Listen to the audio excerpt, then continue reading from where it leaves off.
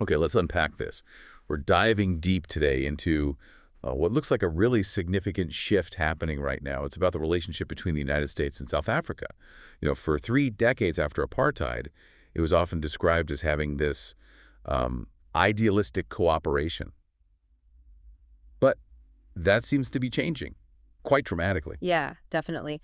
We've been digging through quite a bit for this recent articles, and we also had that conversation with Reuben Brigety, the former U.S. ambassador there. A lot of it centers around the implications of that meeting, just last week, actually, May 21st, between President Trump and President Ramaphosa. And what the material seems to show is that the old era, where U.S. bipartisan moral support was kind of the guide after '94, that goodwill towards South Africa's democratic progress. It feels like it's fractured. Yeah, replaced by, well, pretty clear tension. Exactly. So our goal here is to try and cut through some of the noise, figure out what the sources tell us about why this shift is happening, Yeah. and to sort of unpack South Africa's changing foreign policy stance and really get a handle on what it all means. Absolutely. So maybe the first big takeaway, looking at the sources, is that this whole post-apartheid cooperation phase, it might be pretty much over. That goodwill, starting back in '94, built on the U.S. backing South Africa's move to democracy. There was a shared vision there, wasn't there? At least at the start. There really was. But the sources we looked at, they really highlight how that's, well, significantly eroded recently. And the main friction points they identify, it keeps coming back to foreign policy tensions and trade disagreements. Okay, so concrete examples. The material mentions some specific things, especially under the Trump administration. Actions like ending almost all international aid and, maybe more significantly, canceling that big partnership to combat HIV/AIDS. These weren't small tweaks, They Sure. signaled a real shift in the relationship's dynamics. Right, and that brings us to that recent meeting, May 21st. This is where it gets really interesting, I think. President Ramaphosa goes to D.C., and the sources suggest his goal, or apparent goal anyway, was maybe smoothing things over. Yeah, like maybe talking about a trade deal, maybe even just, golf.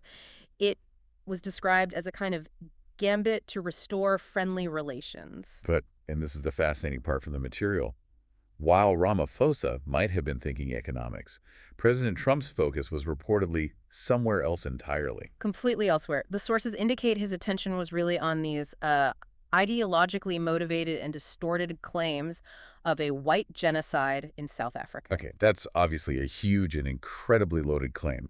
Ambassador Brigety, having been on the ground there, what did the sources say about his perspective on that specific point? Well, his view, as captured in the material, was very direct. He basically said, and this is a quote, South Africa has the third highest per capita murder rate in the world. So yes, many white farmers have been killed over the last many years, as has virtually everybody in South Africa across racial groups. Okay. Then he concludes, so the idea of a white genocide is patently false. So he's stressing the broader context of violence affecting everyone. Exactly. He's providing that crucial context from the sources, saying, yes, violence is a terrible problem, including against farmers, but it hits all racial groups. It counters that very specific, narrow narrative. That insight really helps frame the situation described in the material. Now, moving beyond just that meeting, the sources also dig into the why behind the tension, focusing on South Africa's own foreign policy shifts. The material suggests the ruling party, the ANC, has fundamentally, embraced an anti-American foreign policy. And according to the sources, this isn't just random. It seems tied to the ANC's strategy to hold on to power. They're sort of doubling down on their original identity as a revolutionary party and aligning themselves with what are described as insurgency movements. There's also mention in the sources about former President Jacob Zuma's leadership having an impact here. The suggestion is that his era sort of dismantled the party's ideological discipline. And that, in turn, allowed more populist and anti-Western sentiment to dominate at the grassroots level. So you have this internal shift. How does that play out on the world stage? What examples do the sources give of South Africa diverging sharply from U.S. positions? Well, a really big one mentioned was back in 2022. South Africa broke with Washington pretty openly, even though they've historically been strong supporters of sovereignty and territorial integrity. The sources say they openly blamed the U.S. and NATO for forcing Russia's war of aggression against Ukraine. Wow, that's a significant break. It really is. And then there's the Palestinian issue. The material shows the ANC acting on its historical support for the Palestinian movement. very notably accusing Israel of genocide at the UN, pushing the International Criminal Court, the ICC, to prosecute Israeli leaders. Actions that clearly put them at odds with the U.S. stance. So you see these clear ideological lines being drawn in the sources. The ANC sticking with Russia, Cuba, Iran, countries that backed them during the anti-apartheid fight. It's a really interesting contrast, right? Because, as the sources also point out, South Africa gets substantially more economic and technological support from Western democracies. That's the core tension, isn't it?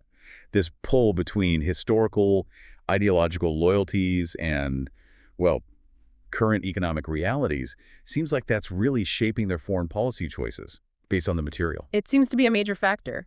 And tied into that global positioning is their role in BRICS, Brazil, Russia, India, China, South Africa. They take huge pride in being a founding member.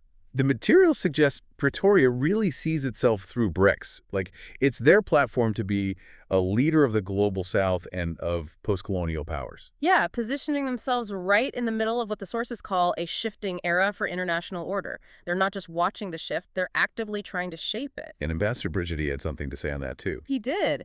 His insight from the sources was that South Africa really desires to see a different organization that is pivoted around something other than American preeminent leadership.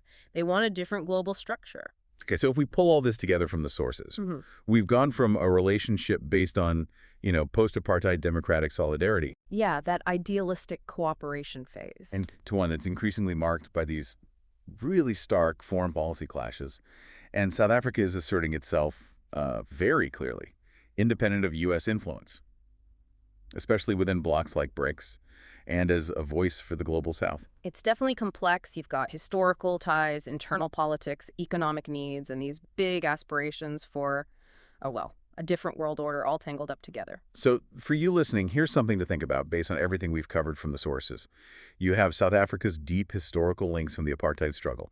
You have its very real economic reliance today on Western democracies. And yet, you also see this increasingly strong ideological alignment with countries like Russia, Cuba, and Iran. So what does its position in BRICS, its claim to lead the global South? Yeah. What does that actually mean for its own future and for the way the whole international landscape is evolving? That's the big question the material leaves us mulling over.